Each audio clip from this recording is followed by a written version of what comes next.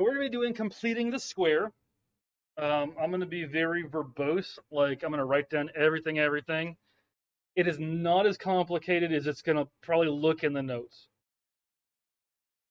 Now, the gist of it is you take a number, you divide it in half, and then you square whatever that number is. You're done. That is the entirety. Yes, they're back there. I've been using Desmos though.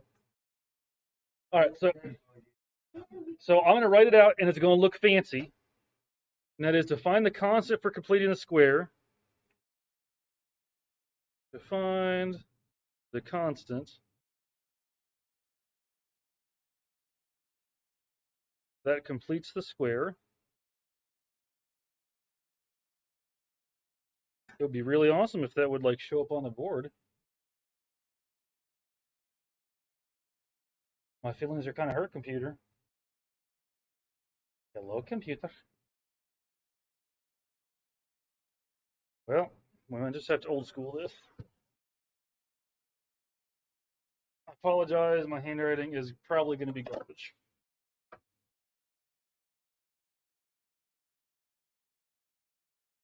Watch it like synchronize the second I turn this thing on.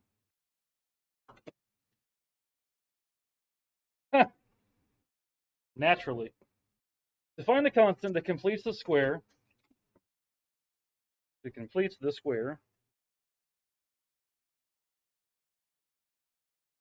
use, this is going to look fancy, but it's not, b over 2a squared. So what that means is we're going to take our special number divided by 2. Actually, it's b over 2 squared, not 2a. What am I doing? B over 2 squared. B over 2 squared. It'd be super awesome if that would synchronize. I'm embarrassed that I wrote 2a. There we go. So let's say that we have some expression. We'll do a stupid one. So x squared plus 6x. And we want to complete the square. What we're going to do is take our b value. So if I was going to write this as a quadratic, the number in front of the x is a, the x squared. The number in front of the x is the b. And this number over here is c. But c is 0, so we're not going to write it down for this problem. All right, Serenity. What is 6 divided by 2? 6 divided by 2 is 3. Cool. What is 3 times 3? You just completed the square. That's literally all you have to do. Okay, so I'm gonna write that down, and I'll make it look fancy, make you look smart. So step 1 is identify b. I'm making the notes fancy for people that aren't here. I'll be honest. Okay, so step 1 is you identify b. Step 2 is you divide it in half.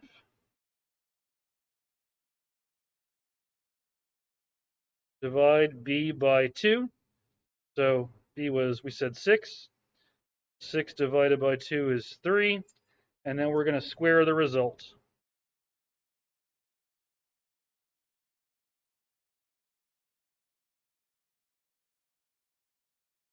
Three times 3 equals 9. Done. That's it. So 9 completes the square.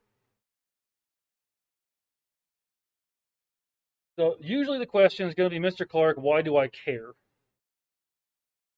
The answer is, honestly, it depends. So if we are talking about quadratics, and you get a quadratic equation that's gross, right? That means you have to use the quadratic formula, and there's going to be a bunch of work, and you really don't want to do it. We can use completing the square in a different way, but it's the same idea, to make the problem easier for you to solve. So that's really what's handy about it. Scusi me. Now, in the interim, it's just easy. So let's do a couple so you can go, oh, Mr. Clark, this is easy. I'm gonna make an A on this. All right, so if I have x squared minus 14x plus Question mark. Please eventually load. That would be fantastic.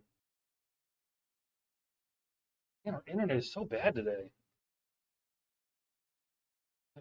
Fourth ISD, y'all. Watch it be the like whoever gives us internet, like Spectrum or AT&T or whoever is messing it up.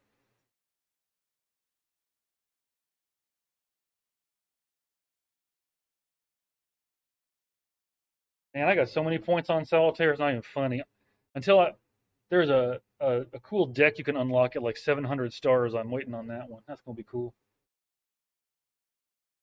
Working offline, an error occurred. Well, unoccur the error. Occurred less. Okay, you're being stupid. I ain't got time for you. I ain't got time for that. Where's my fancy pen? There it is. All right, so like I was saying. Oh, of course it popped up. Whatever, we're just gonna do it this way now.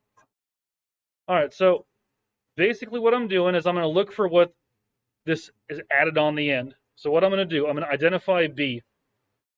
So in this case, my B is negative 14. All right, so what's half of 14? Okay, easy enough. Yeah, we've cut it in half.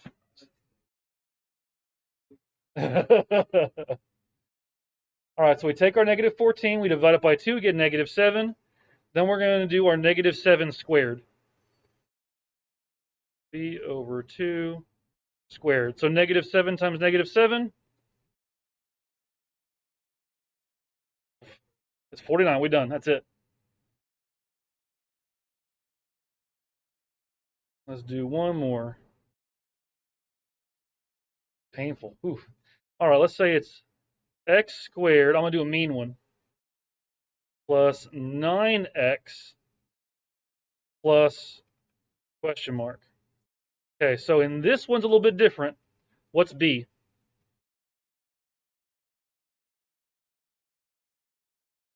B is the thing in front of just the single x.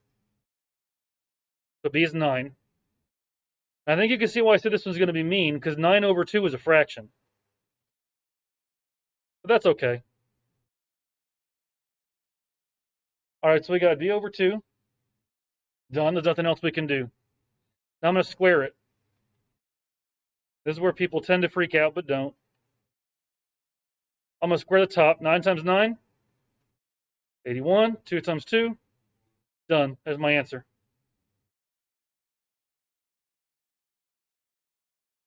I'm not going to do anything else. That's it.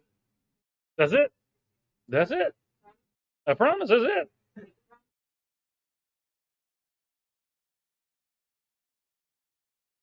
Now, this whole thing, I'm going to teach you all the shortcuts to this. There's no sense in this even seeming hard. I'm going to show you how to use this to do factoring that you probably think is hard, too. Like these fractions, they seem like they should make it harder, but they don't if you know what you're doing. And I don't mean if you're good at fractions.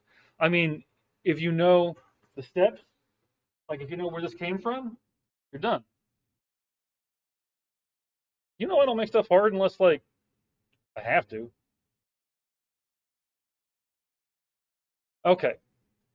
So this is the completing the square part. Okay. Now we're going to use completing the square to do something. We're going to use completing the square to write I'm going to say partial quadratic as a binomial. Mr. Clark, what does that mean? Let me show you. So let's say that I do one that's kind of like this. And I'm actually going to do one with a fraction and just to show you the fractions aren't a big deal. So let's see. I'm going to do this one. Is it pink? I'm going to do pink. Pink seems fun. I'm going to do x squared plus 3x plus question mark. And what I'm going to do, I could put this in the quadratic formula to solve it, right? What I'm going to do is I'm going to use the completing the square to be able to factor it and get the answers without doing the extra work. So, my first step, identify B. The B's 3, right? I'm just going to say, cool, B equals 3. Next step, divide B in half. So half of that is going to be 3 over 2. It's a fraction, whatever. Now I'm going to square it. B over 2 squared. We square the top, and we square the bottom. Done. All right. The hard work is done. No, the hard work is done. So what I'm going to do is I'm going to take my original equation, right? And I'm going to rewrite this guy as x squared plus 3x plus 9/4. And that's what completing the squared does. What it did, but you probably can't tell, no offense, is this made a perfect square trinomial.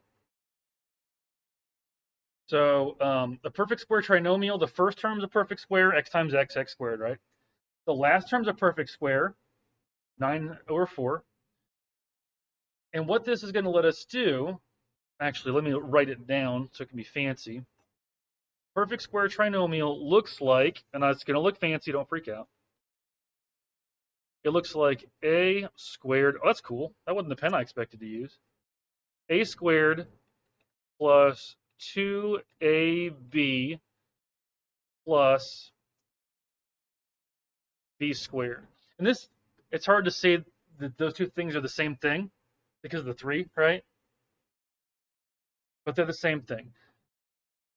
Now, you're giving me that look of Mr. Clark, this seems like this is the hard part, right?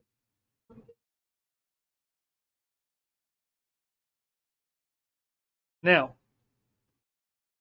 I'm writing this up here, but does that mean you have to like know it and understand what all of it means? Kind of, sort of. I want you to know that it's a thing, okay? I want you to know that perfect square trinomial is a thing. We did talk about how to factor them. You probably forgot, that's okay. But what's cool is that a perfect square trinomial factors to this. It factors to a plus b squared. Now, what does that mean for this problem?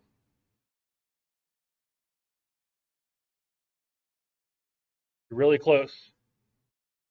Let's look at our a value. Our a value is just an x, right? X squared is x, right? Okay, our b value, we already talked about it. It was 3 over 2.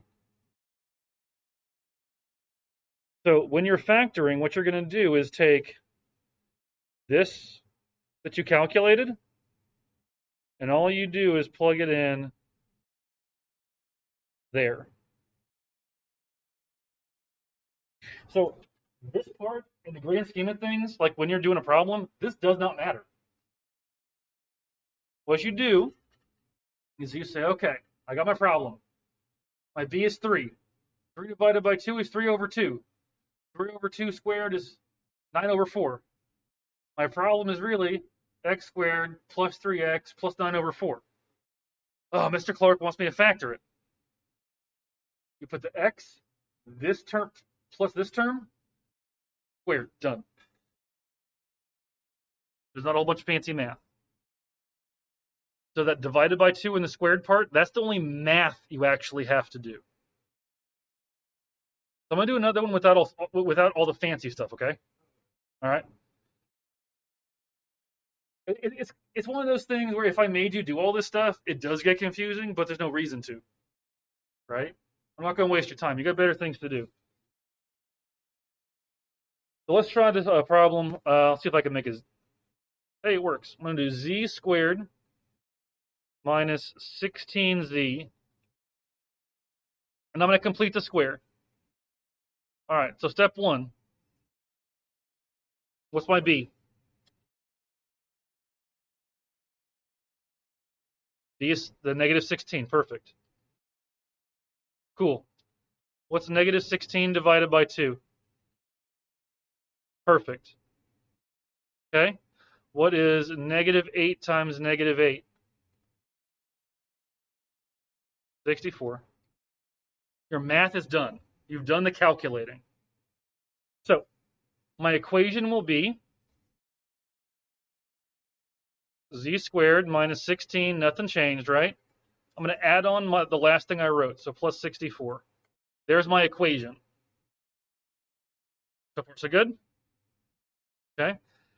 The answer, when we factor it, all we're going to do is I'm going to say z, then this says minus 8, right? Minus 8 squared. There's my answer.